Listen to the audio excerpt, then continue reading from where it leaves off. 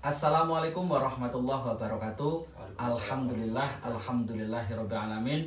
Pemirsa dan pendengar dimanapun berada, alhamdulillah pada hari ini kita bertemu kembali.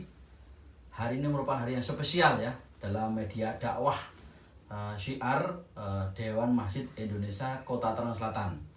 Pada hari ini kita akan bahas bertepatan dengan peringatan hari besar 1 Muharram 1445 Hijriah.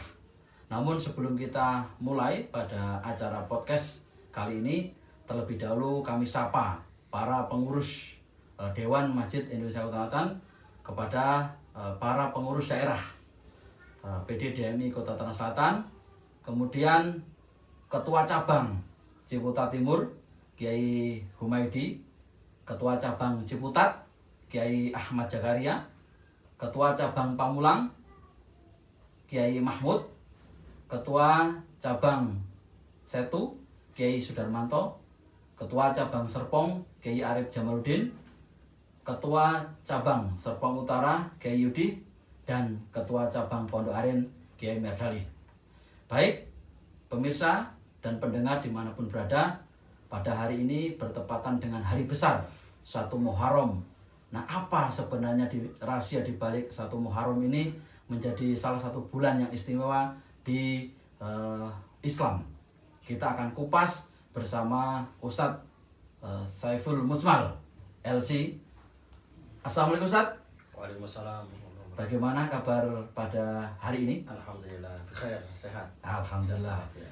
Ini ada permintaan dari para pengurus Dewan Kemakmuran Masjid se-Kota Selatan untuk membahas pentingnya seputar tahun baru Hijriah ini.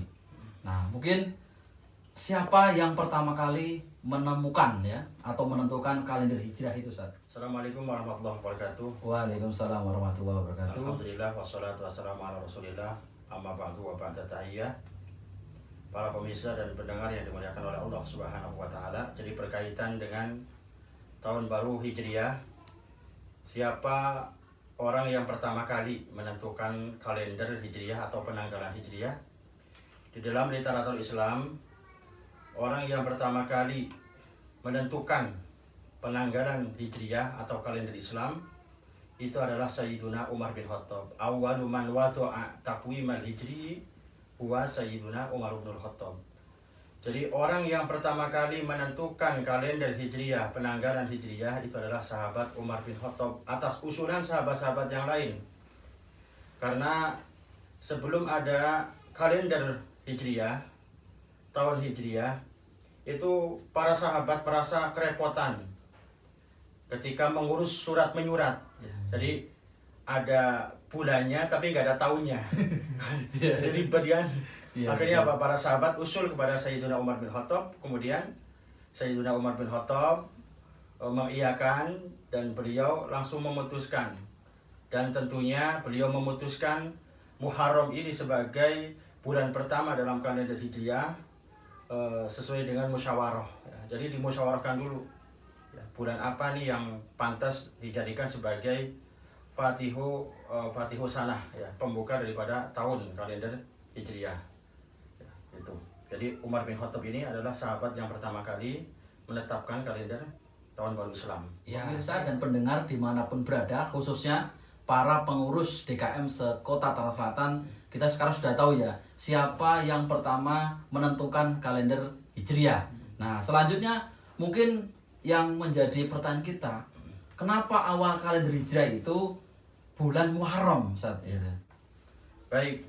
Jadi sebelum ada kesepakatan terkait dengan awal kalender Hijriah ini Muharram, ini para sahabat ini mengadakan musyawarah. Ya, ada beberapa sahabat yang mengusulkan bahwa awal daripada bulan Hijriah atau penanggalan Islam itu ada yang mengusulkan dimulai dari hari kelahiran Nabi SAW. Itu Rabiul Awal. Kemudian ada juga yang mengusulkan udah awal tahun Hijriah itu Muharram. Ya, itu juga ada beberapa yang mengusulkan. Kemudian sahabat Umar bin Khattab menyetujui usulan sahabat-sahabat terkait dengan awal mula kalender Hijriah itu adalah Muharram. Ada dua alasan sebagaimana dijelaskan oleh para ulama. Yang pertama, kenapa bulan Muharram ini sebagai pembuka daripada kalender Hijriah?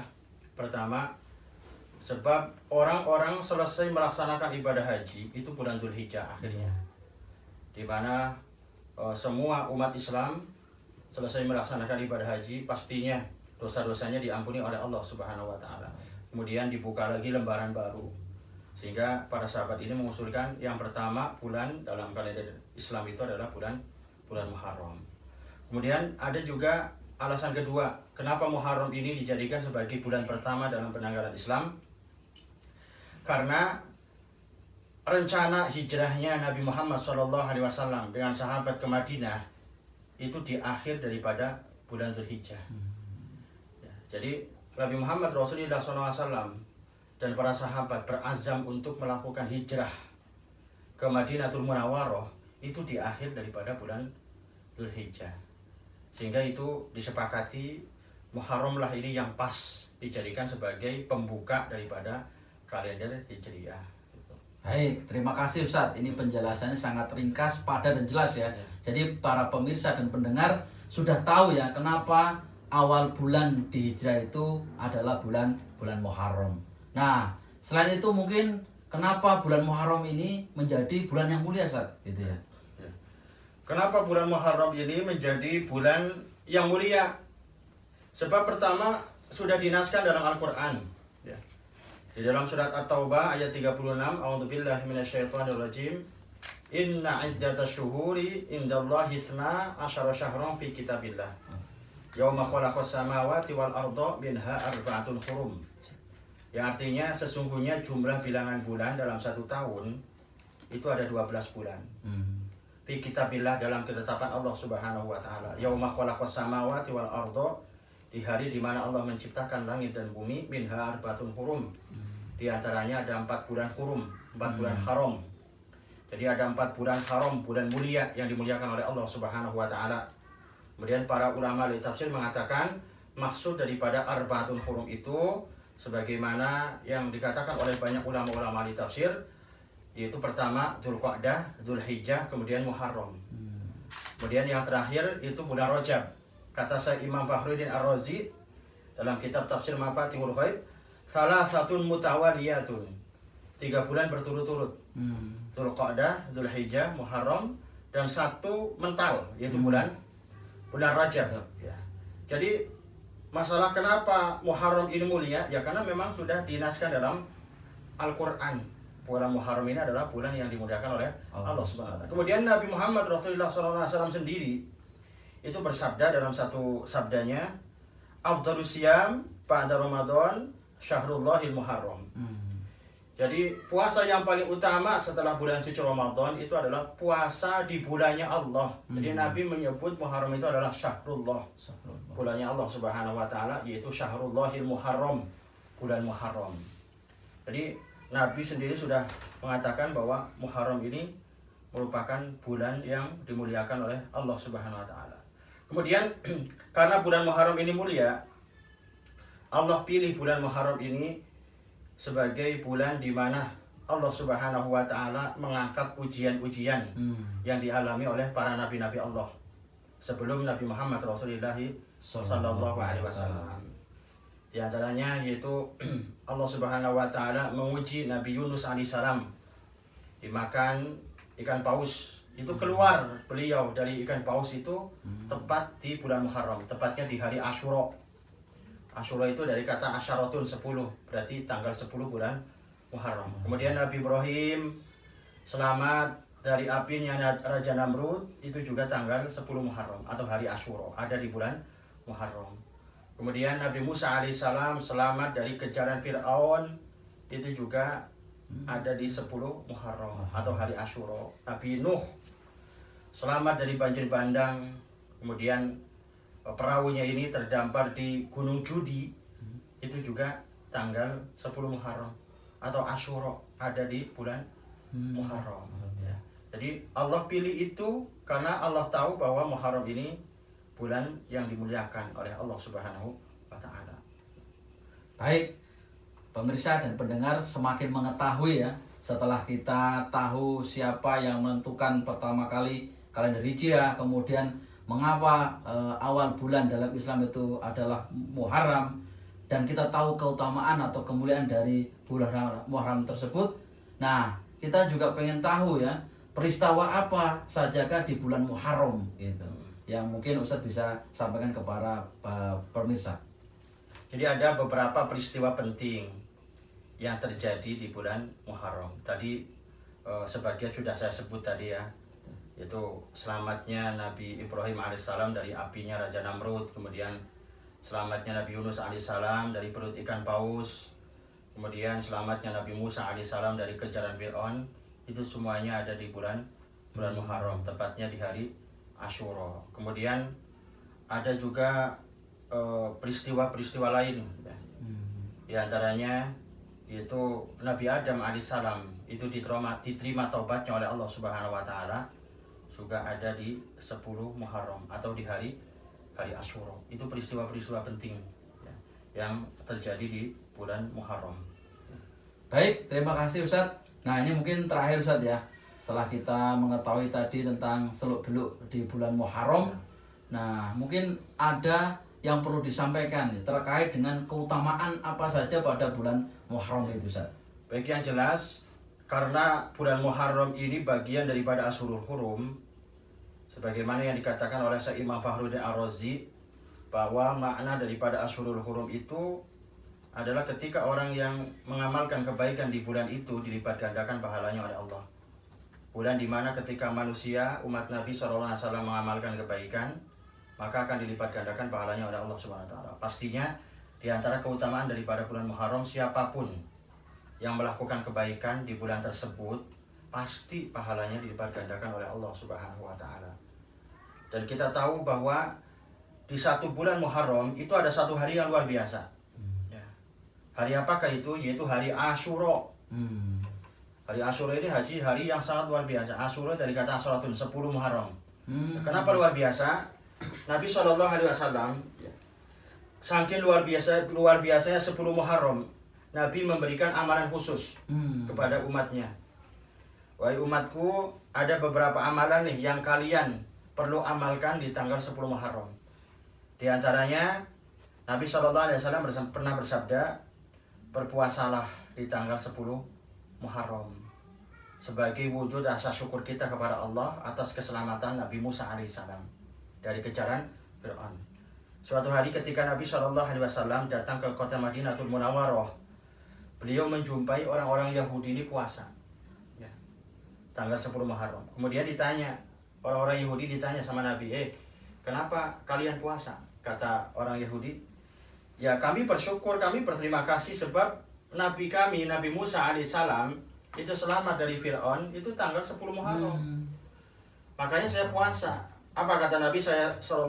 Saya lebih berhak dari kamu terhadap Nabi Musa alaihissalam. Saya lebih berhak, kata Nabi.